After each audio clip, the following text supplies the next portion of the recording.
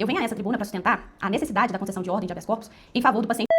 Ele se encontra preso preventivamente desde o dia 28 de maio de 2025, em razão de um episódio de furto de uma única peça de carne, um contrafilé, avaliada, segundo o laudo indireto, em R$ 58,50, a qual foi, inclusive, imediatamente restituída ao estabelecimento comercial, não havendo qualquer resquício de dano patrimonial. A prisão preventiva foi decretada sob dois fundamentos. De um lado, a alegação que o paciente está em cumprimento de pena em regime aberto, com monitoramento eletrônico, proveniente de uma condenação anterior, e, de um outro lado, um registro constante exclusivamente em boletim de ocorrência, segundo o qual ele teria admitido, de maneira informal, a prática de um furto anterior, no mesmo estabelecimento. Ambos os pilares, ao ver da defesa, não são fundamentos idôneos. Primeiramente, no que tange à execução penal, supostamente em curso, é preciso destacar que a guia de execução foi distribuída apenas em 25 de janeiro de 2024. E somente em 9 de maio de 2025 houve a decisão de concessão de regime aberto, na modalidade de prisão domiciliar com monitoramento eletrônico. O mandado, por sua vez, ele foi expedido apenas dia 19 de maio. Até a data da prisão em flagrante, que foi em 28 de maio, o paciente jamais havia sido intimado. Ou seja, o mandado foi expedido dia 19, dia 28 houve a prisão. Dessa forma, não se deu início ao cumprimento de pena, tampouco fora colocado sob monitoramento eletrônico do paciente. Em outras palavras, a decisão preventiva se amparou em um suposto descumprimento de condições que sequer havia sido efetivamente impostas. Portanto, assim, uma fundamentação absolutamente falaciosa. Essa condenação que embasou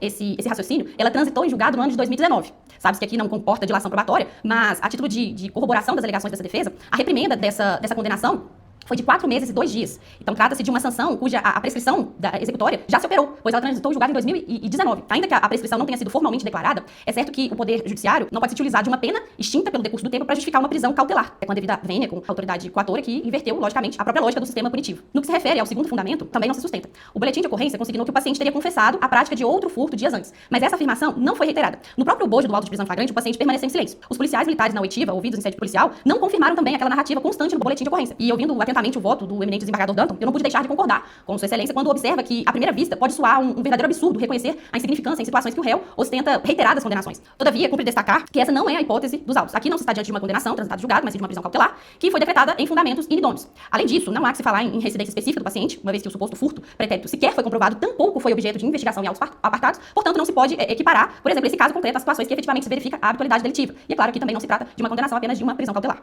Resta, sim, ao ver da defesa, um quadro de absoluta desproporcionalidade. O paciente encontra-se recolhido há mais de 3 meses, submetido à segregação preventiva, em razão da subtração de um bem de valor ínfimo, sem violência, sem grave ameaça, com restituição imediata do ofendido. A jurisprudência, tanto do STF quanto do STJ, é firme no sentido de reconhecer a tipicidade material na conduta em hipóteses como a presente, seja pela via do princípio da insignificância, seja pelo reconhecimento do chamado furto famélico, que também é uma questão de mérito que não vai ser discutido, que se baseia em uma causa de excludente de ilicitude. Finalizando aqui, eu não quero me estender, submeter alguém à mais drástica das medidas cautelares pela subtração de um único alimento de valor inferior a R$60, praticamente esvaziar a noção de proporcionalidade e de necessidade que orienta a prisão preventiva prevista no artigo 319 do Código de Processo Penal. Por essas razões, a defesa pugna pela concessão da ordem para que seja revogada a prisão preventiva, expedindo-se o competente alvará de soltura em favor do paciente. Pela necessidade de alguma cautela, requer-se a substituição da prisão por medidas alternativas previstas no artigo 319 do Código de Processo Penal. Com essas considerações, Excelência, se renova o meu respeito a essa colenda Câmara e agradeço a atenção dispensada.